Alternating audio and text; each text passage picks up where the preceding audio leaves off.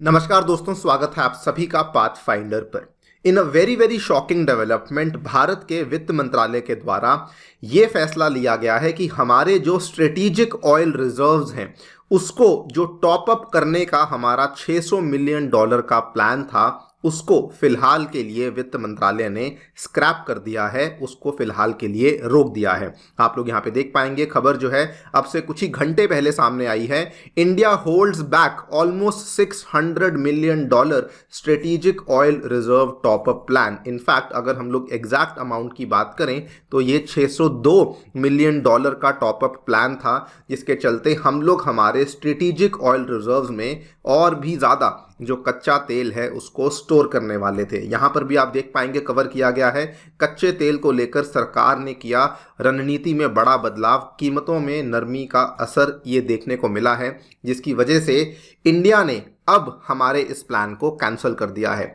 ये सरप्राइजिंग है because of many many reasons. Number one, अगर आप देखें तो इंडिया दुनिया का नंबर 3rd लार्जेस्ट एक्सपोर्टर माना जाता है, जिसकी ऑयल जो नीड्स हैं वो पहले से ही बहुत ज़्यादा हैं और वो बहुत तेज़ी से बढ़ भी रही हैं। नंबर दो, हमारे जो करंट स्ट्रेटेजिक ऑयल रिजर्व्स में हमारे पास जो तेल रखा हुआ है वो केवल और केवल 39 मिलियन बैरल्स के आसपास है, जो कि इंडिया की 7 से 8 दिन की यूजेज मानी जाती है। सो इतने कम यहाँ पे ऑयल रिजर्व्स के होने के बावजूद हमने यहाँ पर जो ये आगे आने वाला हमारा टॉपअप का प्लान था इसको क्यों खारिज किया, इसी को हम लोग समझने का प्रयास करने वाले हैं। चलिए शुरू करते हैं दोस्तों मेरे साथ। मेरा नाम है अनिरुद्ध। यदि आप लोग हमें फॉलो करना चाहते हैं, हमारे लेक्चर्स के अपडेट्स को प्राप्त करना चाहते हैं, तो यहाँ पर दिए गए टेलीग्राम चैनल्स के माध्यम से ऐसा कर सकते हैं।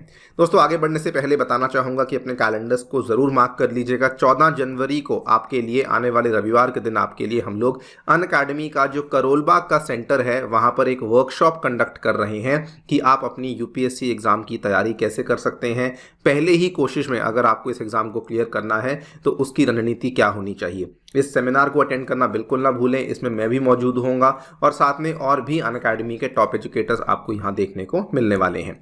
ऑल्सो जो अभ्यर्थी 2024 की तैयारी कर रहे हैं और प्रीलिम्स का क्रैश कोर्स का जिनको काफ़ी लंबे टाइम से इंतज़ार था, तो ये 22 जनवरी से स्टार्ट होने वाला है।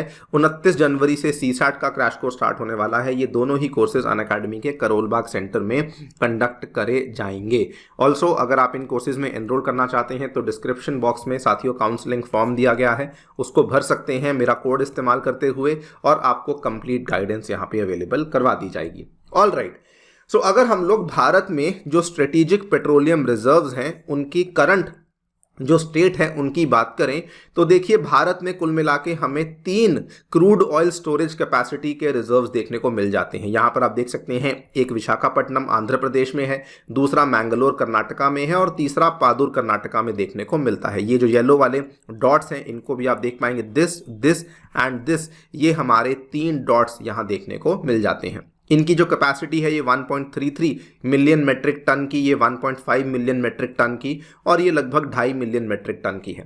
1 मिलियन मेट्रिक टन में अप्रॉक्सीमेटली 7.25 मिलियन बैरल के आसपास देखने को मिलते हैं। तो आप लोग अंदाज़ा लगा सकते हैं कि इन सभी जो हमारी स्टोरेजेस हैं जो कि करंटली ऑपरेशनल हैं, इसमें कितना ऑयल हम लोग स्टोर कर सकते हैं।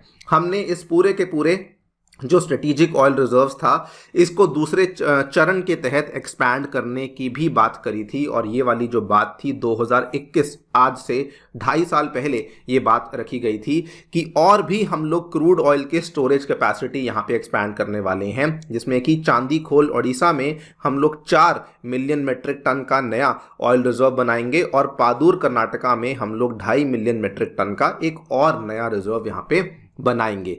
नाउ सरकार ने यहाँ पे क्या किया है, ये वाले रिजर्व्स तो अभी ऑलरेडी जो है ये प्रॉपरली बने ही नहीं हैं, इनको लेकर तो अभी कोई डेवलपमेंट नहीं आई। जो डेवलपमेंट सामने आई है वो ये है कि ये वाले जो 3 रिजर्व्स आपको यहाँ देखने को मिलते हैं इनमें भी गवर्नमेंट का ये कहना है कि हम लोग जो है इसको खाली रखने वाले हैं, इसकी टोटल कैपेसिटी को इस्तेमाल नहीं करेंगे। मतलब कि हम लोग और कच्चा तेल खरीद कर यहाँ पर इसको भरने का प्रयास नहीं करेंगे। दिस इज द एग्जैक्ट यहाँ पर जो खबर सामने आई है, finance ministry has scrapped 50 billion rupee, $602 million का plan to top up the nation's strategic crude oil reserves. Now हैरानी वाली बात यह आती है कि एक तरफ जहां हमारे पास केवल 39 million barrels of crude oil available है, जो कि केवल हमारी 7 से 8 दिन की ही कंट्री की कंजम्पशन के बराबर का है।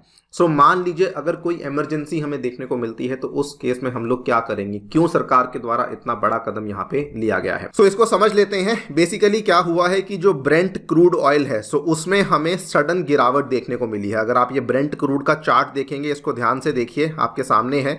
सितंबर में दोस्तों अगर आप देखेंगे तो ये अपने हाईज को टच कर चुका था यहाँ पे सितंबर में, और उसके बाद अक्टूबर में भी इसका प्राइस काफी हाई चल रहा था, लेकिन उसके बाद से इसका प्राइस कंटिन्यूसली गिर ही रहा है। और अभी भी अगर आप देखें, जो कल ही की खबर सामने आई है उसमें भी जो आपका ब्रेंट क्रूड ऑयल है वो सडनली 4% से गिरा है, बिकॉज सऊदी अरेबिया के द्वारा एक बहुत ही बड़ा फैसला लिया गया। उन्होंने सडनली प्राइजेस को कट कर दिया है, बिकॉज मिडल ईस्ट में आपको मालूम होगा बहुत टेंशन चल रही थी, रेड सी में हमले हो रहे थे, हुथीस के द्वारा अटैक्स चल रहे थे।